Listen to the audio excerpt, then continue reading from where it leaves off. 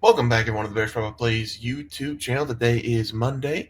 It is April 14th, and I'm here in the morning. So hopefully we have the starting pitchers ready to roll for Monday afternoon and Monday night for the plays on Sunday. Had a 2-2 day, two losers on the game picks, and two winners on the player props. Loser on the game pick, Tigers on the money line.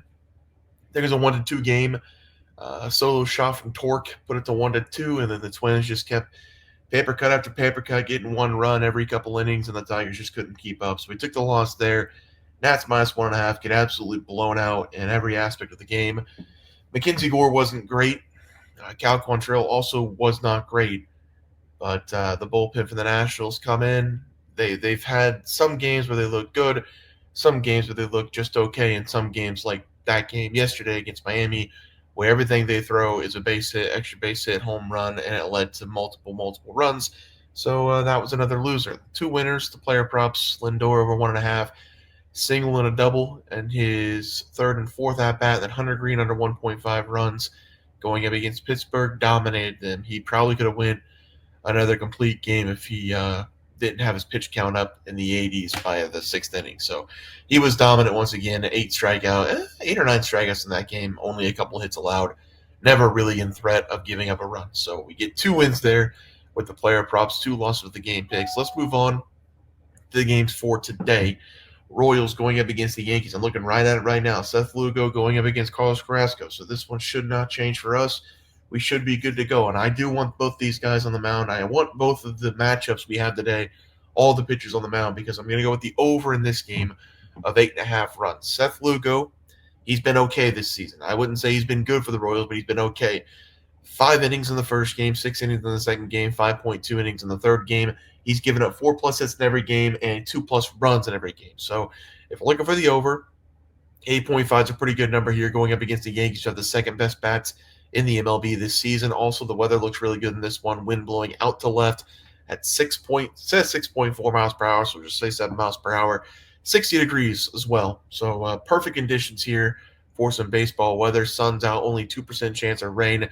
Seth Lugo going to give up a couple runs going up against this Yankees team. Expect that top of the order for the Yankees, especially like guys like Aaron Judge get himself on base a couple times for the Yankees. Carlos Carrasco, and I don't know how this guy has a job. It would be different if he was kind of having like a Kyle Hendricks kind of year where he was good in the first couple of games, and then yesterday he got absolutely torched going up against the Astros, so he's back to his normal self. But Carlos Carrasco over the last 5 years, he's had an ERA above 5 in 4 of those 5 years. This season, no different. 7.71 ERA, 1.63 WHIP. He's given up 10 runs in 3 games, and he's only pitched 11 innings. So he's giving up basically a run every inning. Last game, 6 hits, 4 runs, 3 home runs going up against the Detroit Tigers. So this is a spot once again where we're going to have poor pitching on the mound for the Yankees. I know the Royals bats have not been good this season, but this is a team who can get down the line. They can go single. Maybe Vinnie P gives a home run in this game, which I'm going to take for my player prop. But yeah, I like the Royals here. And I like the over. 8.5 runs for the first play of the day. Second play, Cubs going up against the Padres. Cubs get a big win on the road last night on Sunday Night Baseball over the Dodgers 4-2. Bats weren't great, but they were going up against Tyler Glasnow and one of the better bullpens in the MLB and the Dodgers. So they still put up 4 runs. The Cubs have been putting up a lot of runs per game this season. They are sitting near the top. I think they actually are at the top, 6.59 runs per game this year. The Padres, 4.47. They've been solid all season long. They are perfect at home this year. They have not lost a game 10-0. Probably, if I had to, I would lean towards the Padres on the money line. But again, this is a spot where the weather looks good. There's going to be a little bit of cloud cover, but not a lot of chance of rain, under 20%, and the wind's going to be blown out once again. Perfect baseball weather. We're going to have the over 7.5 runs in this game with Dylan Cease and Jameson Taillon on the mound here for the Cubbies. Dylan Cease coming off a 4-inning, 9-hit, 9-earned run game going up against the Oakland Athletics. Had 3 walks in that game. He shaved his beard. He shaved his mustache.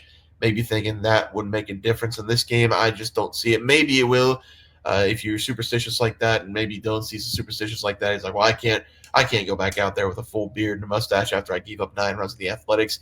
Maybe it worked for him. Maybe it doesn't. But he has had 2 of the 3 games this year where he hasn't been good. He's gone 4 innings in those 2 games, Braves and the Athletics, He's given up 3+ runs in both those games, and he's walked a couple people in both those games. So the command's just not there right now for Dylan Cease. The control's not there, and he's given up a lot of runs per game. The Cubbies coming in with some really good bats for Talion.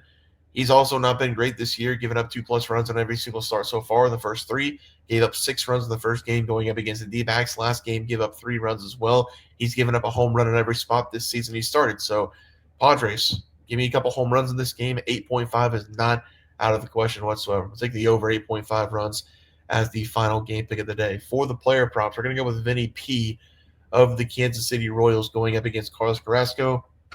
Already gave you the numbers for Carrasco. I just don't understand. I just don't understand how he's in the MLB. I understand, and also let's see how old Carlos Carrasco is first of all, because sometimes these guys can lie about their age. You know that whole Albert Pujols thing where he's like, oh, he was actually 45 or 47. It says he's 38 years old. I think Carlos Carrasco might be like 45. I mean, he looks like my father. Like he looks old.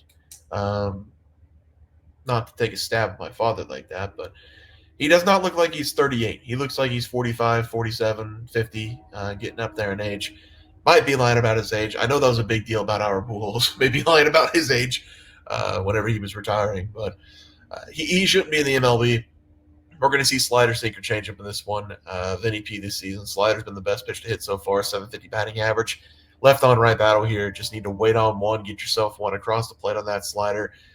All pull power from Vinny as well this season. Almost every single one of his hits to right field has a couple home runs over the right field wall as well. So I'm looking for a home run in this game out of Vinny P. I will settle for a double and over 1.5 bases. So all of his extra bases as well this season going up against right-handed pitching. Give me Vinny P over the 1.5 as the play for the pitching prop. Taijuan Walker over 1.5 runs. Put 1.5 because I feel like every pitcher that I look at is at 1.5 who's had a decent start to the year. Taijuan Walker's had a decent start to the year. I just don't think it's going to continue in this game going up against the Giants. The Giants are much better going up against righties than they are lefties. They have a 415 slugging against the right, 315 on base percentage. Both those numbers not great, but 47% of their hits going up against righties this season has led to extra base hits. I believe the number was, I want to say it was 42. I want to say it was 84 total hits against the righties and 40 extra base hits against the right side. So whenever they hit the ball, it usually leads to extra base hits going up against right-handed pitching. Taijuan Walker, all you got to do with him, get a couple people on base in the first inning and then get yourself an extra base hit. This one's going to be over. He is a little bit of a hothead, Taijuan Walker. He's been decent so far for the Phillies. This Phillies rotation is really good.